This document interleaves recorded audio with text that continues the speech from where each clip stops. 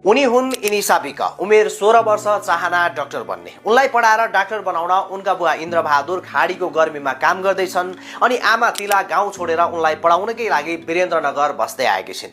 विदेशमा दुःख गरेर बाबाले पठाएको पैसा र आमाले आफ्नो लागि गरेको त्यागलाई इनिसाले राम्रोसँग बुझेकी थिइन्। त्यसैले डाक्टर बन्ने आफ्नो लक्ष्यमा अडिग हुँदै विज्ञान विषय लिएर सुर्खेत वीरेन्द्रनगर 6 मा रहेको बालवाटिका स्कुलमा कक्षा 11 मा पढ्दै थिइन्। लगनशील र मेहनती विद्यार्थी भनेर बालवाटिका विद्यालयमा इनिसाको चर्चा हुने गर्दथ्यो। आफूलाई अझै अब्बल बनाउन उनले विद्यालय अध्ययन सँगसँगै बिहान ट्युसन पनि पढ्ने गर्थिन्। सबै कुरा राम्रै चलिरहेको थियो। यही फागुन 23 गते देशैभर निर्वाचनको नतिजा आइरहेको थियो। चुनाव जित्नेहरू खुसी मनाउँदै थिए अनि हार्नेहरू दुखी हुँदै थिए। यही बिहान करिब 9 बजेतिर इनिसाकी आमा तिलालाई एउटा अनजान नम्बरबाट फोन आउँछ।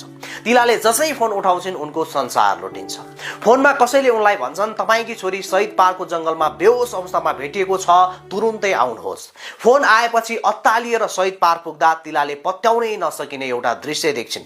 3 घण्टा अगाडिसम्म ट्युसन जान्छु भनेर घरबाट ठिकठाक हिँडेकी छोरी छातीभर नीलराम कपाल लुछिएको, जुत्ता एकातिर मोजा अर्कोतिर, योनाङ्ग वरिपरि रक्ताम्य भएको अनि निवस्त्र केवल एउटा कालो ज्याकेटले ढाकिएको अवस्थामा भेटिन्छ।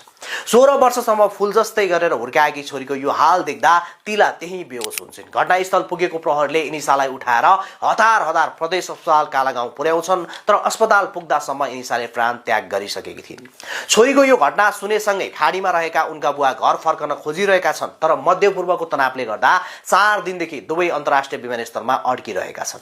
इनिसाको न्यायको लागि भन्दै उनका परिवार विगत 4 दिनदेखि प्रहरी चौकी धाइरहेका छन्। सामूहिक बलात्कारपछि हत्या भएको दाबी गर्दै परिवारले किटानी जाहेरी दिएका छन्। प्रहरीले हालसम्म यो घटनामा 4 जनालाई पक्राउ गरिसकेको छ। इनिसाको शव पोस्टमार्टमको लागि गइरहेको छ र अहिले भइरहेको छ। पक्राउ पर्ने 4 जना 16 वर्ष मुनिका नाबालक रहेको प्रहरीको भनाइ छ।